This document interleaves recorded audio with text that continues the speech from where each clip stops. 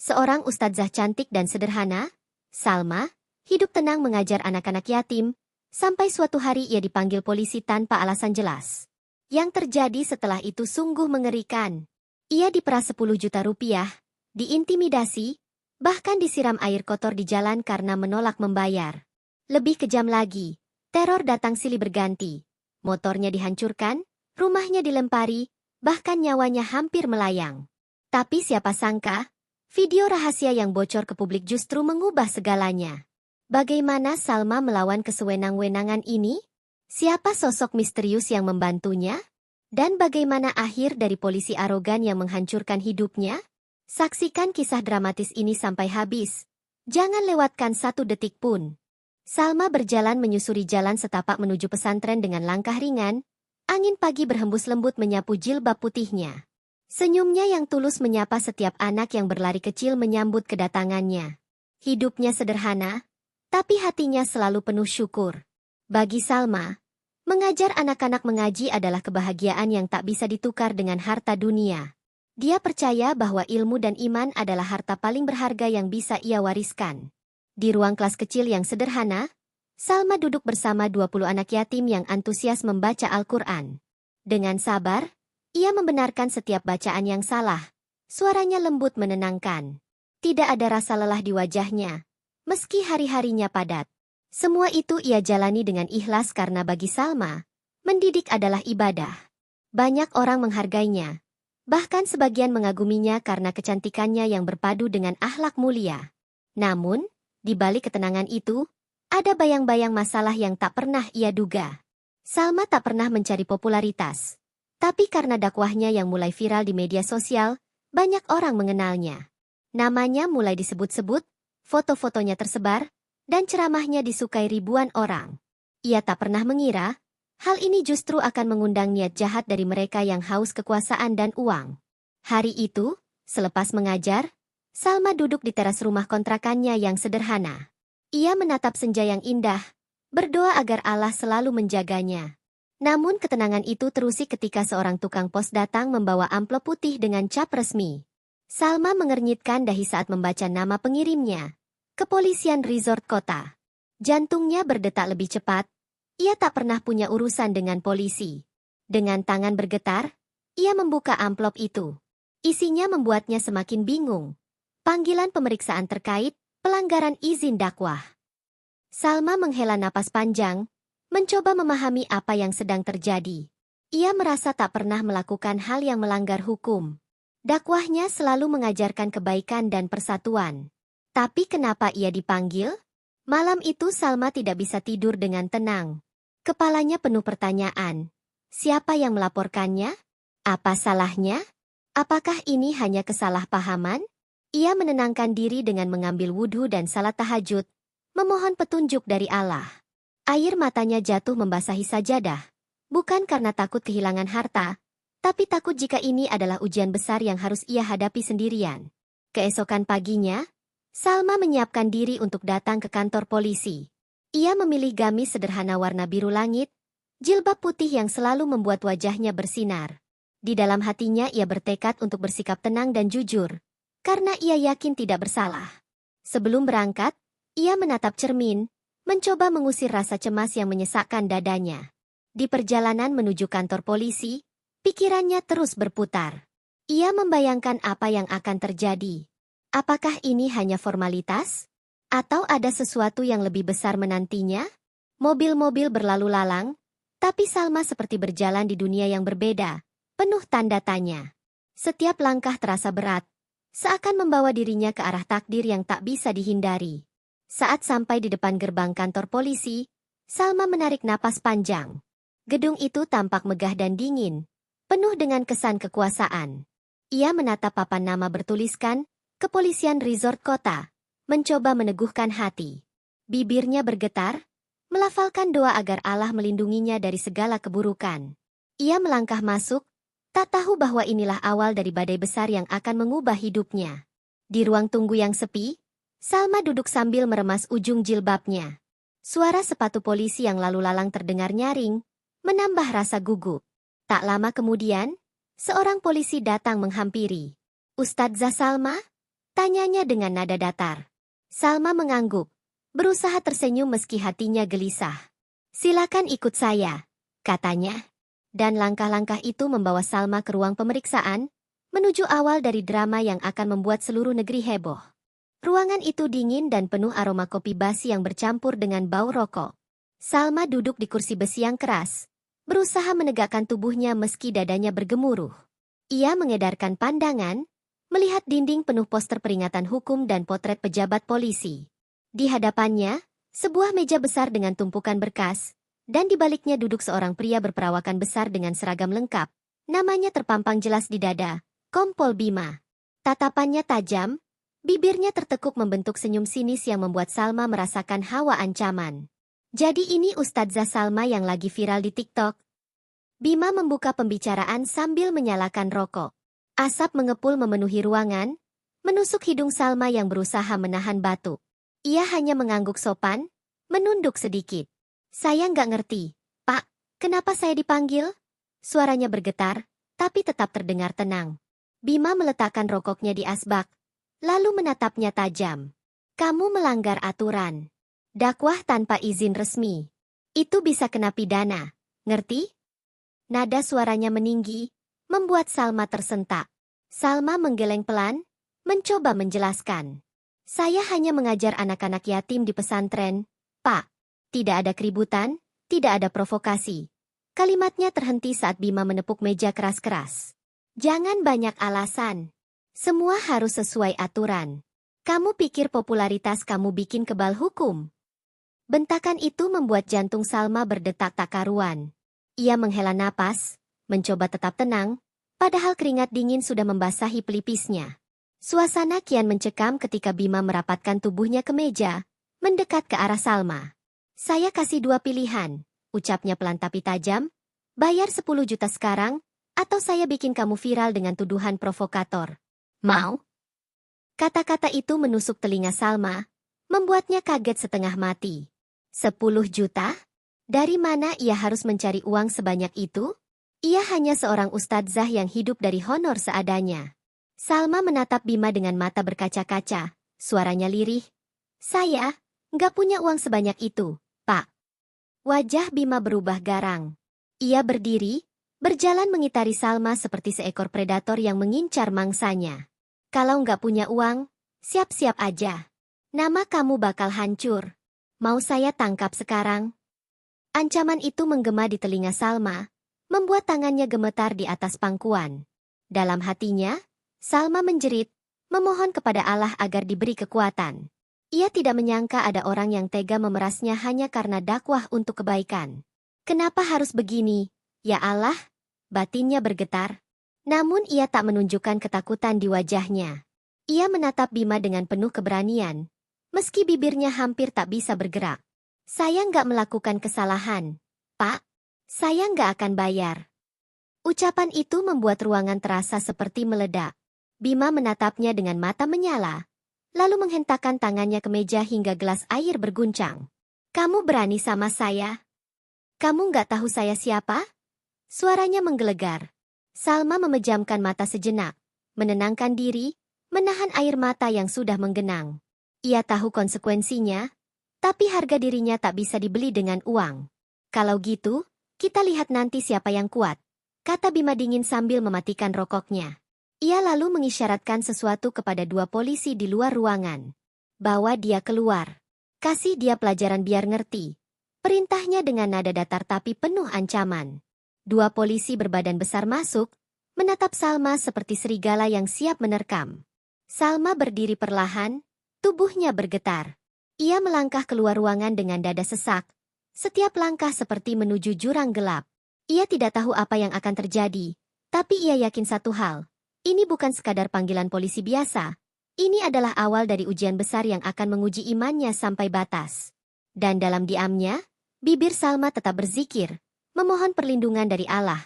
Karena ia tahu hanya itu satu-satunya kekuatan yang ia miliki saat ini. Langit sore mulai meredup ketika Salma melangkah keluar dari kantor polisi dengan langkah berat. Udara terasa pengap, seolah ikut menyesakkan dadanya. Ia mencoba menenangkan diri, meyakinkan hatinya bahwa semua akan baik-baik saja. Namun, Suara tawa kasar dari balik pagar kantor itu seakan menjadi tanda bahwa sesuatu yang lebih buruk sedang menunggunya. Ia naik ke motornya, menarik napas panjang, lalu melaju pelan menuju rumah kontrakannya. Dalam hatinya ia berzikir, berharap setiap lafaz nama Allah mampu menenangkan ketakutan yang merayapi dirinya. Jalanan menuju rumah cukup sepi, hanya ada beberapa kendaraan lewat. Pohon-pohon di sisi jalan bergoyang pelan diterpa angin sore. Namun, entah mengapa Salma merasa ada yang mengikutinya. Tatapan matanya gelisah sesekali melirik spion, dan benar saja, ada 2 motor yang terus berada di belakangnya sejak ia keluar dari kantor polisi. Ia mencoba mempercepat laju, tapi motor itu ikut mempercepat. Rasa panik mulai menyelimuti dirinya. Keringat dingin membasahi pelipis. Saat tiba di persimpangan jalan kecil yang menuju gang rumahnya, kedua motor itu menyalip dan memotong jalannya. Salma terpaksa menghentikan laju motor dengan jantung berdegup kencang. 4 orang pria turun, berseragam preman tapi jelas berperilaku seperti aparat. Wajah mereka dingin, tatapan penuh kebencian. Salah satu dari mereka mendekat, menepuk setang motor Salma dengan kasar. Nolak bayar, ya? Hebat kamu. Sekarang rasain akibatnya. Belum sempat Salma bereaksi, salah satu dari mereka membawa sebuah ember besar berisi air kotor yang entah dari mana datangnya. Dalam hitungan detik, air itu disiramkan ke tubuh Salma. Cairan berbau busuk itu membasahi gamis birunya, membuat tubuhnya menggigil bukan hanya karena dingin, tapi juga rasa hina yang menohok hatinya. Air mata yang tadinya tertahan kini tumpah, bercampur dengan air kotor di wajahnya. Namun, Salma tidak berteriak. Ia hanya menatap mereka dengan mata bergetar, mencoba menahan harga dirinya agar tidak runtuh. Ternyata nggak secantik di video kalau udah kayak gini. Salah satu pria tertawa keras sambil menatap sinis.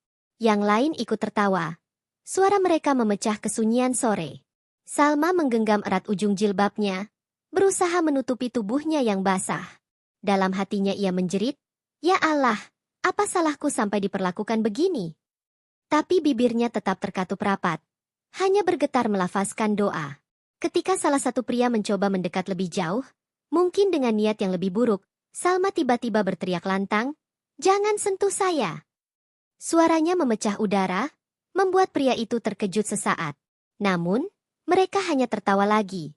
Seolah teriakan itu hiburan bagi mereka. "Berani juga ya? Kamu pikir ada yang bisa nolong kamu di sini?" Ujar pria itu sinis, lalu melangkah lebih dekat. Tiba-tiba terdengar suara klik. Sebuah suara yang mereka tidak sadari berasal dari seseorang yang bersembunyi di balik pepohonan. Seseorang memegang ponsel, merekam semua kejadian itu secara diam-diam. Kamera fokus pada wajah Salma yang penuh air mata, gamis yang basah, dan para pria yang menertawakan penderitaannya. Tidak ada yang menyadari, bukti kejahatan ini sedang terkumpul sedikit demi sedikit. Salma, meski ketakutan, tetap mencoba tegar. Ia menunduk, menggigit bibirnya untuk menahan isak. "Kalau kamu nggak mau bayar, ini baru permulaan," ucap salah satu dari mereka sebelum menendang ban motornya hingga Salma hampir terjatuh. Mereka kemudian pergi sambil tertawa, meninggalkan Salma dalam keadaan basah kuyup, gemetar, dan penuh luka di hati. Suara knalpot motor mereka memekakan telinga, seakan menjadi tanda kesombongan atas kekuasaan yang mereka miliki. Salma terduduk di jalan tanah yang becek, air matanya bercampur dengan lumpur. Ia merasa seolah dunia runtuh, tapi hatinya tetap menggenggam satu hal, iman. "Ya Allah, hanya Engkau yang tahu semuanya," bisiknya lirih. Ia lalu bangkit perlahan, menarik motornya yang nyaris roboh, dan melangkah pulang dengan tubuh yang lemah. Ia tidak tahu, video yang merekam kejadian tadi akan segera menjadi bom waktu yang mengubah segalanya.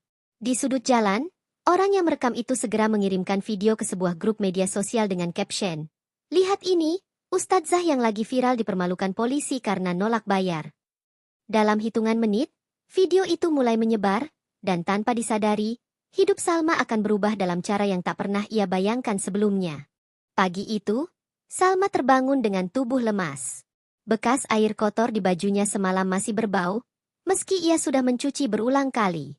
Tubuhnya menggigil setiap kali mengingat tawa hina para pria yang menyerangnya. Ia duduk di atas sajadah, mencoba menenangkan hati dengan membaca Al-Quran. Namun, di tengah bacaan, ponselnya berdering tanpa henti. Notifikasi masuk bertubi-tubi, ratusan pesan WhatsApp dan panggilan yang tak sempat ia jawab. Salma mengernyitkan dahi, bingung, hingga akhirnya ia membuka salah satu pesan dari sahabatnya. Salma, video kamu disiram itu viral. Tangan Salma gemetar saat membuka tautan yang dikirimkan.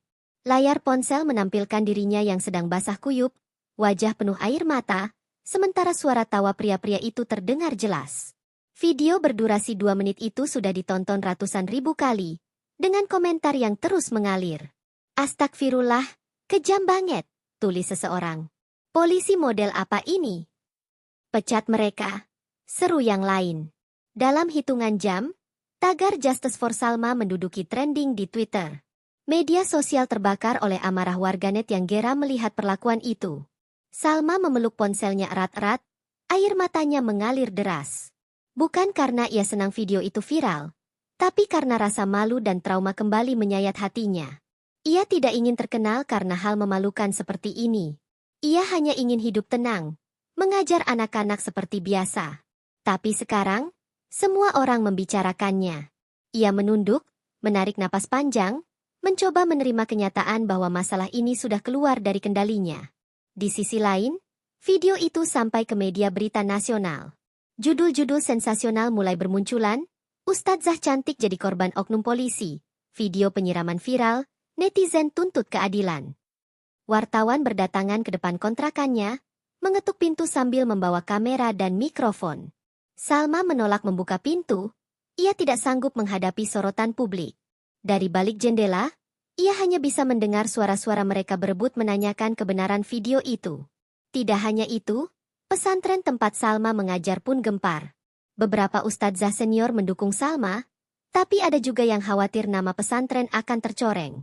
Salma, kita harus hati-hati. Jangan sampai ini merusak reputasi lembaga, ujar salah satu pimpinan. Kata-kata itu menusuk hati Salma, seolah beban yang ia tanggung makin berat.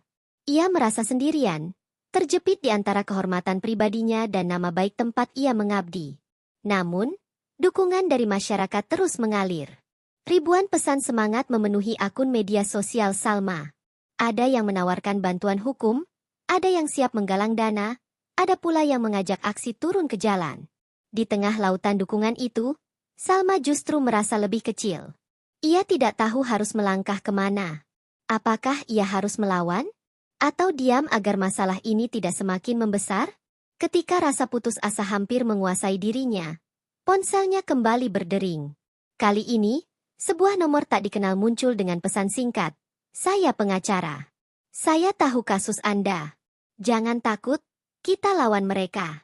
Saya siap membantu tanpa biaya. Salma membaca pesan itu berulang kali. Hatinya bergetar. Untuk pertama kalinya sejak insiden itu, secercah harapan muncul. Mungkin Allah mendengar doanya. Namun, di balik semua itu, ancaman juga datang semakin brutal. Nomor asing mengirimkan foto rumah Salma dengan pesan, kalau kamu terus ribut, rumahmu kami datangi. Ada pula pesan suara penuh makian yang membuat tubuh Salma kembali gemetar. Ia tahu ini ulah orang yang sama. Mereka tidak akan tinggal diam.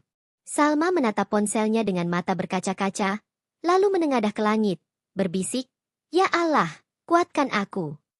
Malam itu, Salma duduk di kamar gelap, menatap dinding tanpa ekspresi. Pikirannya dipenuhi ketakutan bercampur harapan.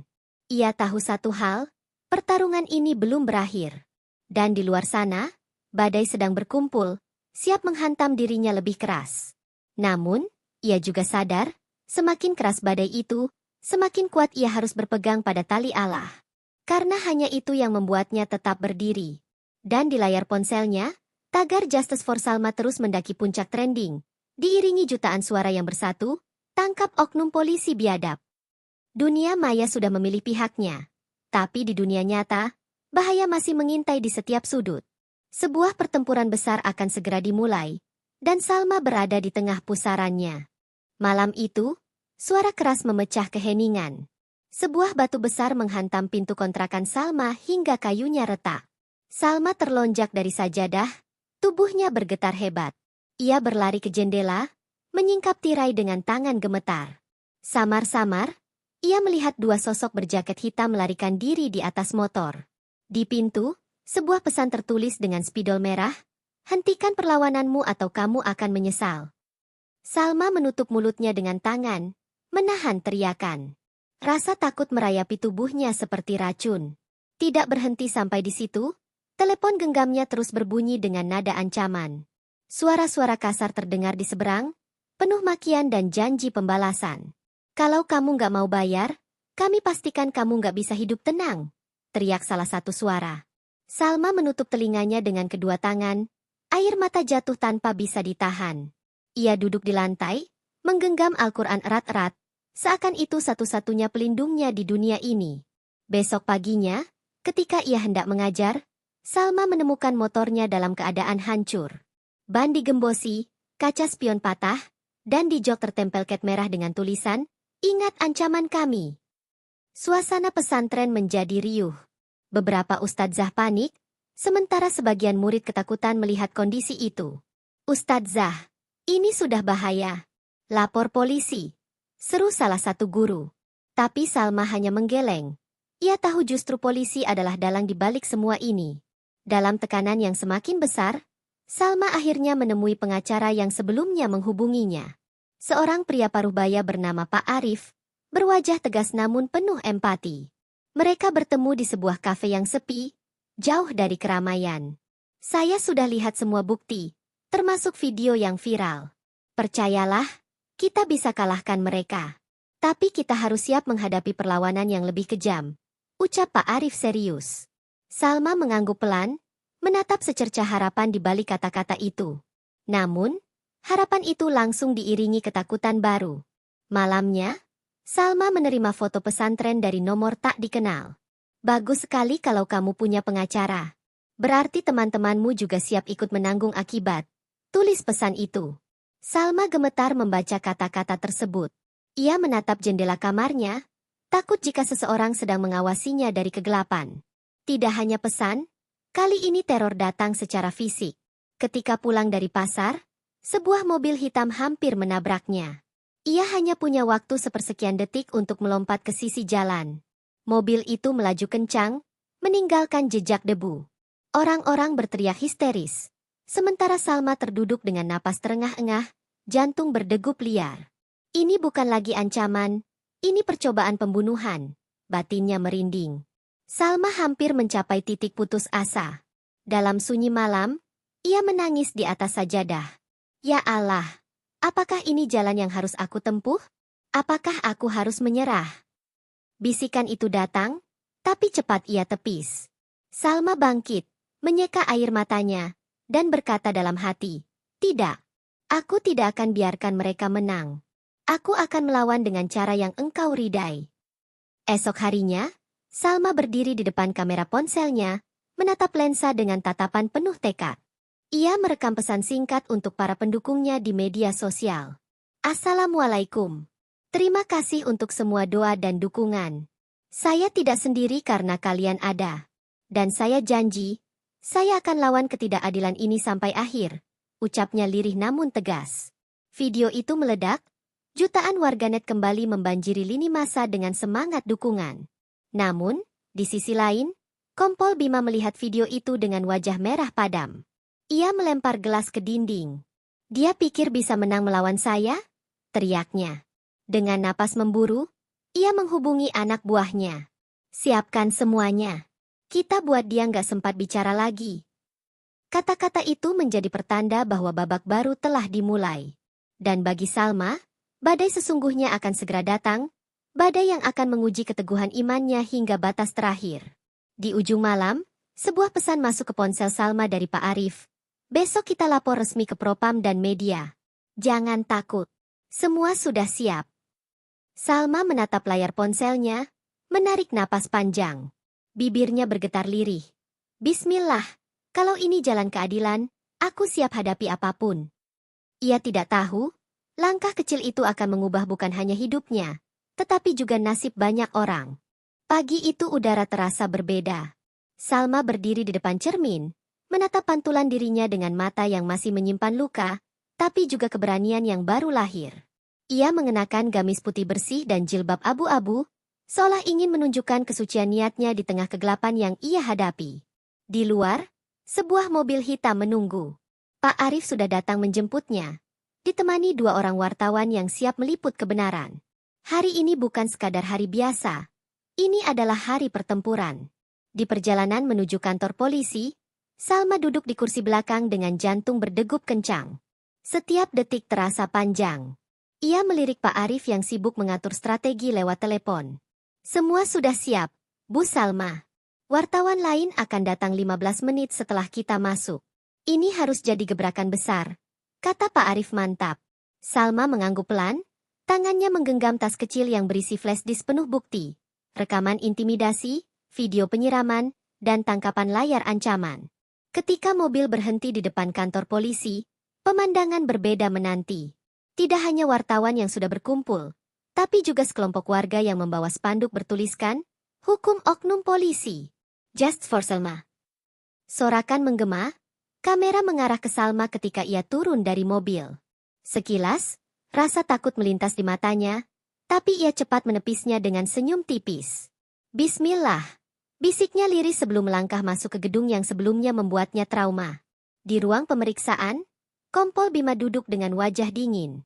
Namun, ada gurat kegelisahan di sorot matanya ketika melihat Salma datang bukan sendirian, tapi bersama pengacara dan belasan kamera wartawan yang memenuhi koridor. "Ada apa ini?" bentaknya, mencoba menunjukkan wibawa yang mulai goyah. Pak Arif melangkah maju, menatap Bima dengan tatapan tajam. "Kami di sini untuk menyerahkan bukti pelanggaran yang dilakukan oleh Anda dan anak buah Anda," ujarnya lantang, suaranya menggema ke seluruh ruangan. Salma duduk dengan tenang, meski jantungnya seperti genderang perang. Pak Arif mengeluarkan flash disk, menyambungkannya ke layar proyektor di ruang rapat. Detik berikutnya, gambar demi gambar muncul. Bima menepuk meja sambil mengancam, suara-suara kasar memeras Salma, hingga video saat Salma disiram air kotor. Wartawan berdesak-desakan merekam, kilatan kamera bertubi-tubi. "Ini tidak bisa dibantah," Kompol Bima. "Bukti ini sah dan akan kami bawa ke Propam serta Komnas HAM," kata Pak Arif lantang. Bima pucat. Ia mencoba bangkit, berteriak, "Itu fitnah. Video bisa diedit." Tapi suaranya tenggelam oleh hiruk-pikuk wartawan yang melontarkan pertanyaan pedas. "Benarkah Anda memeras Ustadzah Salma? Apa komentar Anda tentang ancaman pembunuhan?" Wajah Bima memerah, peluh menetes di pelipis. Ia melirik pintu, seakan ingin lari dari kenyataan. Namun sebelum sempat melangkah, dua anggota Propam masuk dengan seragam lengkap. "Kompol Bima, Anda diminta ikut kami sekarang," ucap salah satu dari mereka tegas. Bima terdiam, tubuhnya seakan kehilangan tenaga. Ia mencoba melawan, tapi tangan besi Propam menggiringnya keluar ruangan di hadapan kamera. Sorak-sorai wartawan meledak, berita ini langsung menyebar ke seluruh media nasional. Salma duduk membeku, matanya berkaca-kaca. Ia tidak pernah ingin kejadian ini menjadi tontonan, tapi ia tahu, kebenaran harus diumumkan agar tidak ada korban lagi. Setelah Bima dibawa pergi, suasana ruangan berubah. Pak Arif menepuk bahu Salma, memberi senyum menenangkan. "Kamu sudah melakukan hal yang benar," katanya pelan. Salma hanya mengangguk. Air matanya jatuh tanpa bisa ia bendung. Ini bukan air mata kekalahan, tapi kelegaan setelah melewati badai panjang. Ia menatap ke langit-langit ruangan, bibirnya bergetar melafalkan kalimat yang selalu menjadi kekuatannya, "Hasbunallahu wa ni'mal wakil." Ketika Salma keluar dari gedung, sorak dukungan kembali terdengar. Warga dan pendukung menyalaminya, kamera menyorot setiap langkahnya. Di tengah keramaian itu, Salma menatap langit biru yang terbentang. Ia tahu, perjuangan ini belum selesai, tapi hari ini ia telah memecahkan rantai ketidakadilan. Dalam hatinya, ia berjanji akan terus berdiri untuk kebenaran, bukan hanya untuk dirinya, tapi untuk semua yang pernah dibungkam oleh kesewenang-wenangan.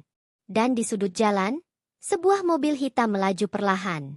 Dua mata penuh dendam mengintai dari balik kaca gelap, memperhatikan Salma yang sedang diselimuti sorak kemenangan. Perang ini belum berakhir sepenuhnya. Tapi Salma siap. Karena hari ini, ia telah membuktikan satu hal. Iman dan keberanian bisa menumbangkan kesombongan sebesar apapun. Hari persidangan akhirnya tiba. Gedung pengadilan dipenuhi wartawan, aktivis, dan masyarakat yang ingin menyaksikan keadilan ditegakkan. Salma duduk di bangku saksi dengan wajah tenang, meski di dadanya ada debar yang tak bisa ia sembunyikan.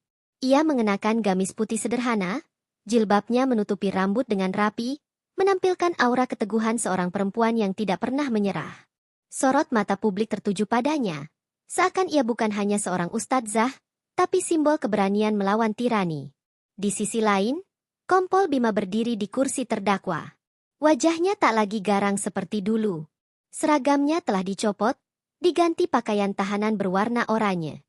Raut wajahnya kusam, sorot mata yang dulu penuh arogansi kini kosong, dihantui rasa takut. Tuduhan pemerasan, kekerasan, dan penyalahgunaan wewenang membelitnya tanpa celah. Jaksa dengan tegas membacakan dakwaan, disertai bukti-bukti yang tak terbantahkan. Suara ketukan palu hakim menggema, menandai dimulainya babak akhir dari perjalanan panjang ini.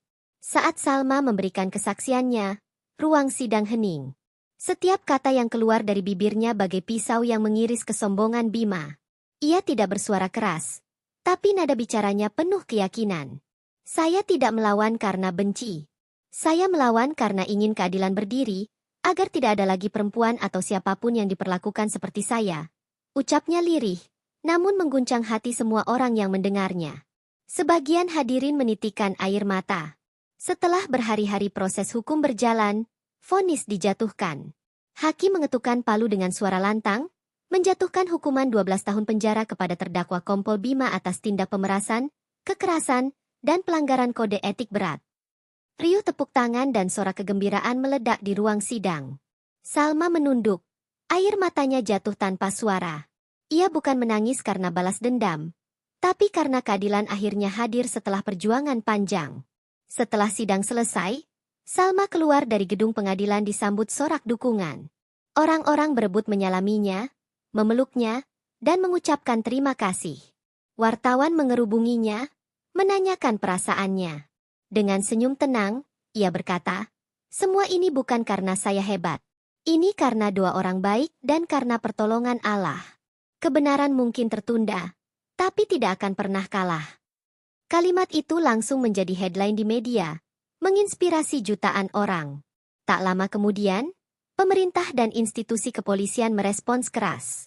Propam melakukan pembersihan besar-besaran terhadap oknum yang terlibat. Kasus Salma menjadi titik balik, mendorong lahirnya aturan ketat agar peristiwa seperti ini tidak terulang. Aktivis HAM menjadikan Salma sebagai contoh nyata keberanian perempuan dalam memperjuangkan haknya. Media sosial kembali ramai. Tapi kali ini bukan dengan amarah, melainkan dengan pujian dan penghargaan. Di tengah euforia itu, Salma memilih kembali ke pesantren. Ia tidak mencari ketenaran atau keuntungan. Baginya, tempat terbaik adalah bersama anak-anak yang menunggu untuk belajar mengaji.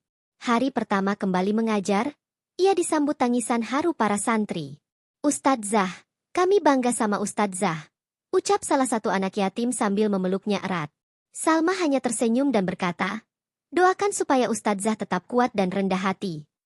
Malam harinya, Salma bersujud lama di atas sajadah. Air matanya mengalir deras, bukan karena luka, tapi karena rasa syukur yang tak terbendung.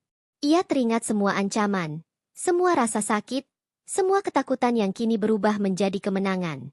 Di hatinya hanya satu kalimat yang terus berputar, "Jika kita bersama Allah, tidak ada yang bisa mengalahkan kita." Namun, jauh di balik tembok penjara, mata penuh dendam masih mengintai.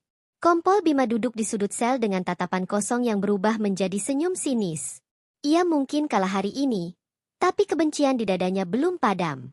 Perjuangan Salma mungkin telah berakhir di mata publik, tapi takdir masih menyimpan rahasia lain. Namun satu hal pasti, Salma sudah membuktikan, doa seorang hamba bisa menggetarkan tirani yang paling angkuh sekalipun. Dan ketika fajar menyingsing, suara azan subuh kembali menggema. Salma melangkah ke masjid kecil di pesantren, memimpin doa bersama anak-anak yatim yang ia cintai. Hatinya damai, meski ia tahu jalan dakwah tidak pernah bebas dari ujian. Tapi ia yakin, selama iman jadi kompas, tak ada badai yang bisa meruntuhkan langkah seorang pejuang kebenaran. Dalam gelapnya kekuasaan yang disalahgunakan, seorang ustadzah sederhana bernama Salma berdiri tegak ketika harga dirinya ditawar dengan ancaman dan kekerasan. Dari penyiraman hina hingga teror yang nyaris merenggut nyawanya, Salma memilih jalan yang sulit, melawan, bukan demi balas dendam, tapi demi keadilan. Dengan doa yang tak pernah putus dan keberanian yang mengalir dari iman, ia membalikan keadaan, menjatuhkan arogansi mereka yang mengira hukum bisa dibeli. Tangisan pahit berubah menjadi air mata syukur ketika kebenaran akhirnya menang.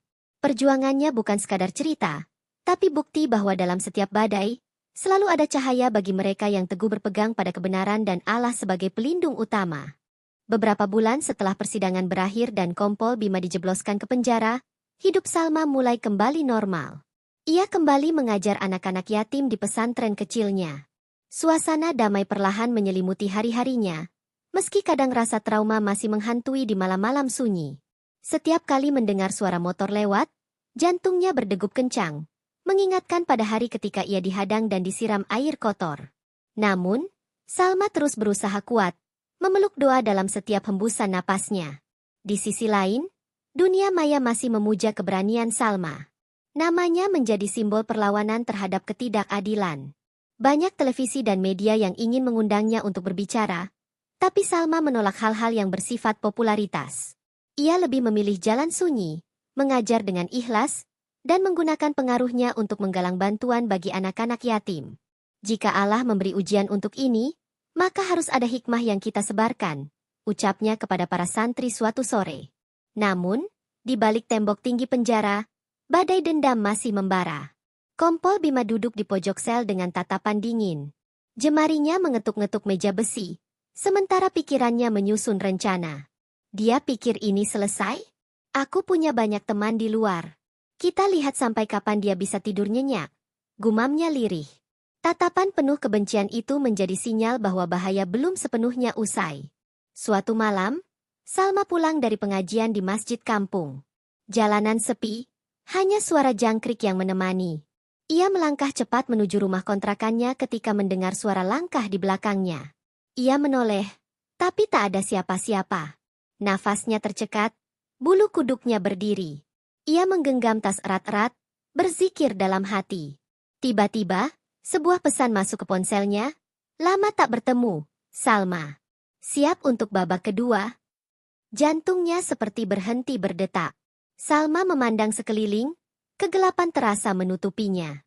Ia cepat masuk ke rumah, mengunci pintu rapat-rapat.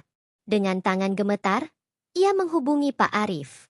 Pak, saya dapat ancaman lagi. Suaranya bergetar. Dari seberang, suara Pak Arif terdengar tegas. Jangan panik. Saya kirim orang untuk berjaga malam ini. Ini bisa berarti ada jaringan yang masih bergerak. Di luar, samar-samar terlihat bayangan seseorang mengintip dari balik pohon. Mata tajam mengawasi rumah Salma, kemudian menghilang dalam gelap malam. Bahaya yang Salma kira sudah berakhir ternyata baru memasuki babak baru. Dalam diam, doa Salma mengalir lebih kencang dari sebelumnya. Ya Allah, lindungi aku dari kejahatan yang terlihat maupun yang tersembunyi, bisiknya lirih. Keesokan harinya, kabar tentang jaringan mafia internal kepolisian yang masih aktif mencuat di media. Nama Kompol Bima disebut-sebut sebagai salah satu tokoh yang memegang rahasia besar. Artinya, dendam ini bisa jauh lebih dalam dari yang Salma bayangkan. Pak Arif menyarankan Salma untuk masuk ke program perlindungan saksi, tapi ia ragu. Kalau saya lari, berarti mereka menang. Ucapnya pelan sambil menatap anak-anak yatim yang tersenyum polos di halaman pesantren. Salma tahu, perjuangannya belum selesai. Ia mungkin sudah memenangkan satu pertempuran, tapi peperangan melawan kesewenang-wenangan akan terus berlanjut. Di dadanya, iman menjadi benteng terakhir. Ia bersumpah dalam hati, selama aku hidup, aku akan berdiri untuk kebenaran, apapun risikonya. Dan ketika senja kembali turun, Salma menatap langit. Sementara jauh di balik jeruji, Bima merencanakan langkah berikutnya. Dua dunia berbeda, tapi satu bayangan dendam yang siap memicu badai baru. Di ujung cerita ini, hanya satu hal yang pasti, pertarungan belum benar-benar usai, dan ketika takdir memanggil, kisah ini akan berlanjut di babak yang lebih gelap, lebih menegangkan, dan lebih menggetarkan.